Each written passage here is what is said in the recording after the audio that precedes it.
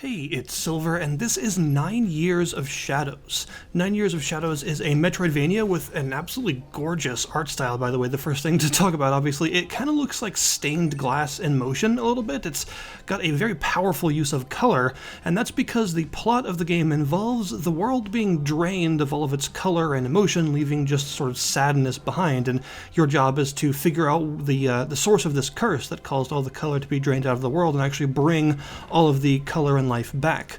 To this end, you are equipped with a very shiny halberd as well as a ghost friend. Shortly into the game you will find, I think Apino is how I would pronounce it, this adorable teddy bear ghost thingamajig that helps you out by bringing the color back around you and also allowing you to use light magic and even heal yourself. While exploring, you'll also find 4 different elemental armors that you can switch between in real time just using the shoulder buttons on a controller, and the armors, while being useful for combat definitely, are also your main Metroidvania traversal mechanics. You know how these games generally work. You get something that allows you to unlock new parts of the map, and of course you have the obvious stuff like a double jump, but aside from the more simpler things like that, the vast majority of the places that you'll be unlocking are due to the elemental armors and their various powers.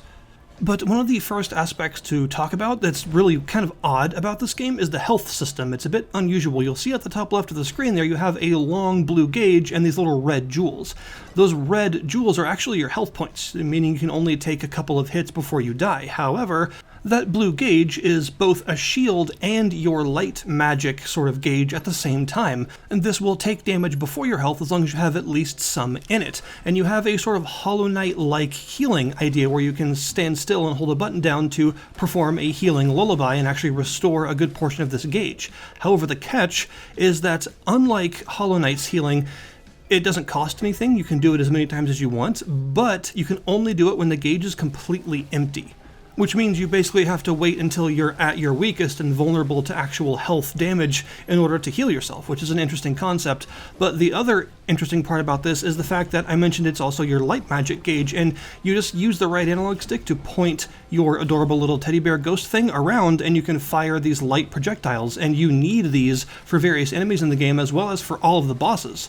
What this means is that what is technically your health gauge of a sort is also a weapon, so you have to expend it on purpose in order to make bosses vulnerable, because there are various points where enemies and bosses will have these dark crystals on them that are only breakable via this light magic.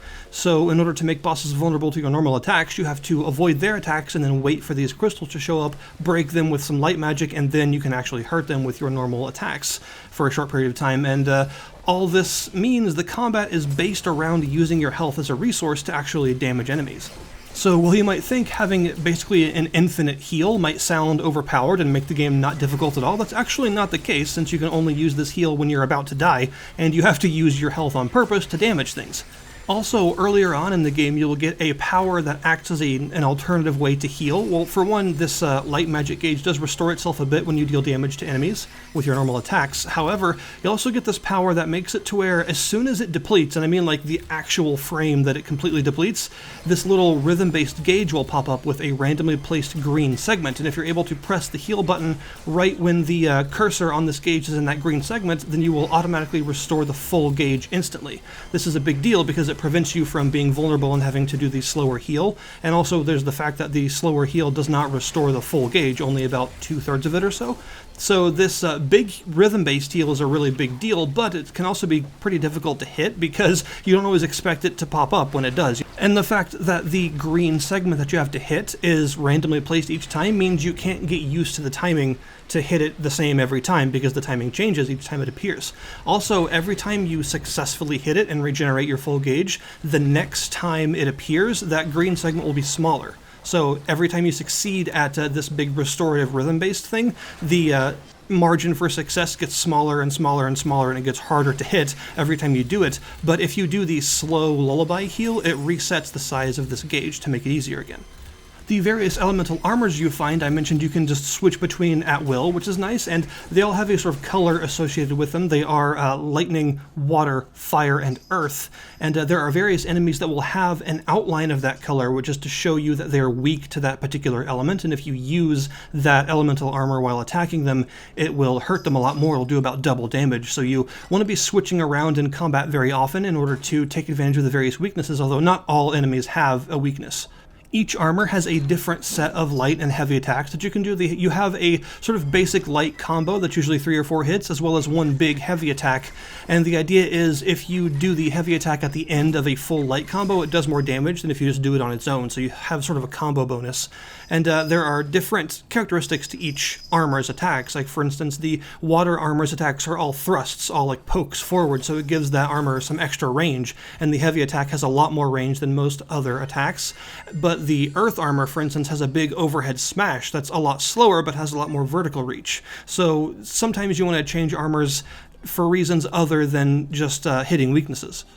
But in addition to the combat characteristics, each armor also has several different methods of traversal that you have to use. So they have a sort of passive benefit, and they also have some sort of active skill that you'll get by going through a painting, which is usually very pretty, and has a boss at the end that's meant to teach you how to use these new powers in combat, because the main bosses of the game involve a lot of armor switching and clever use of the different armor powers in order to actually be able to make them weak.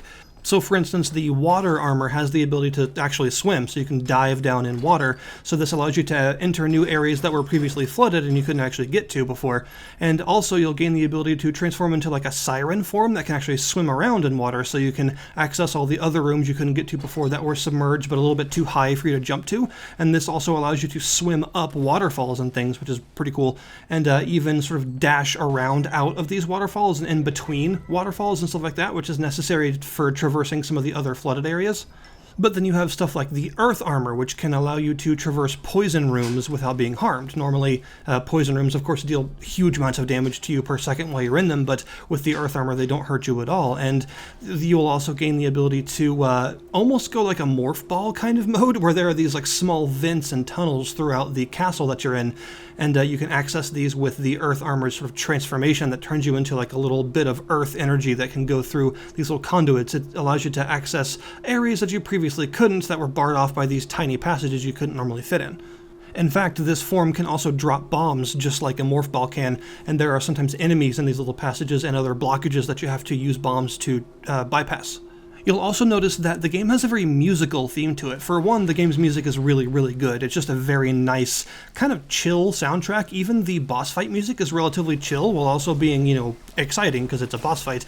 It's an interesting combination of like tranquil and serene tracks with this sort of exploratory ambience. It's a really good soundtrack, but music is more than just the soundtrack for this game, because even the upgrade system is musically based. You actually get music notes as your main upgrade currency. There are red and blue notes. Red notes allow you to expand the number of health points you have, and blue notes allow you to expand your maximum light gauge.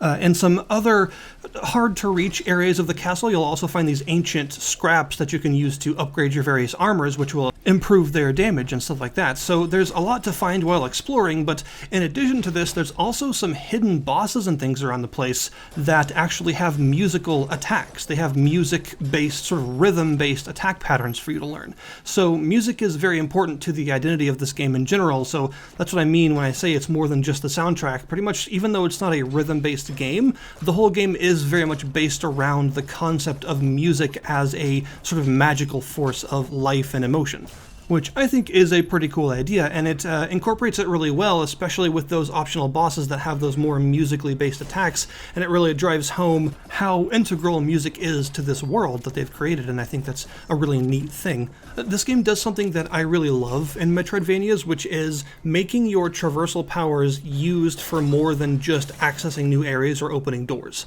Like, the fact that pretty much all of your new traversal, unlocking new areas of the castle stuff is based around these elemental armors and the various various things that you can do with them is a really cool idea, because it means all those powers are used for more than just opens the blue door, gets into the red room. Like, they have more of a use than just like as fancy keys. I mean, you'll be using them a lot in boss fights and stuff as well. They have a lot of combat usage, especially in boss fights, because the bosses in this game are really well designed. In my opinion, they're actually a highlight of the combat, because they are generally these big full screen multi-phase events with great music and a whole bunch of mechanics for you to learn, because every boss fight works entirely differently. Pretty much none of them are just smack it until it dies. Most of them have various phases of attacks that you have to learn, as well as a bunch of interactable bits to their arenas that you have to use your current armor powers in order to traverse to avoid damage and stuff like that. So pretty much every time you get a new armor power, you can guess that the next boss is going to be using that power in some way in order to sort of final exam you on how to use it in combat. And of course that means the later bosses in the game combine multiple different armor powers and other associated powers that you get in order to beat them. You know, you might have a boss where you have to transform into the siren form to leap in between waterfalls to avoid their charge attacks, and then use the crawling light magic upgrade to hit these hard to reach dark crystals on the top of the room at the right timing in order to make them vulnerable. And then you have to use your earth power to go underground for a minute to avoid one of their other attacks, and things like that. You're constantly switching between your armors and your various abilities to survive the bosses, and that's really good encounter design. You know, that's very good boss design, to have the bosses be these big quizzes for how to utilize all the various powers that you've obtained so far in a sort of fast-paced way. Also, of course, importantly for any Metroidvania, the world itself is fun to explore. You gotta have a good, interesting world that's laid out in a way that's fun to traverse and has a lot of secrets and optional stuff to find and all that, and this game definitely has all of that. Its world is very pretty, as well as very rewarding to explore, because you'll constantly find secret alcoves and breakable walls and hidden bosses and upgrades just sort of tucked away in some difficult to reach area behind several different upgrades that you need previously to get to, and some stuff like that. There's just tons of stuff to find, and of course the classic Metroidvania recipe of backtrack to previous area to unlock new bits of it with new powers to find new things is very much here, and you will be traversing this big castle multiple times over in order to find all the various secrets hidden within. Helpfully, this game actually has a map, and I don't just mean like a map screen, like an actual map obtainable item that you can find. Every different region of the castle has a cartographer's journal that you can find somewhere, usually tucked away in some dead-end room that's a bit difficult to get to. And if you're able to find this, it will highlight all of the areas of that segment of the castle on the map so that you know what you have left to explore. That's appreciated because not all Metroidvanias do that. You know, some of them only reveal the map where you've been, but some of them decide to go this route and actually give you a map that shows you what's left. And that's always nice to have, especially in a game with this many secrets and optional bosses and things to find. So yeah, this is definitely an easy one to recommend if you're a Metroidvania fan at all. The controls are very smooth and nice, the art style is beautiful, the combat flows nicely and isn't overly complicated with a bunch of mechanics you don't need, but it's still engaging enough because of the armor switching and elemental weakness mechanics and stuff. And the bosses are awesome and a really cool part of the game's design, as well as the fact that the story is actually quite interesting because you're playing a character that you don't really understand at first and who obviously has a backstory already that you don't know to start with. And you're revealing a lot about her at the same time that you're revealing more about the curse that actually caused all of this to the land in the first place. And it's a nice bit of sort of narratives linking together that makes a world like this interesting to explore, because you can find various lore bits hidden around the world that actually explain some more of the backstory and stuff to you, which is something that I always appreciate. I love like environmental storytelling and hard to find lore bits and stuff, so I'm always into that. So yeah, definitely recommend this one. I will link you in the description below this video, as always, to the Steam store page so that you can check it out for yourself. Thank you guys very much for watching, and I'll see you next time.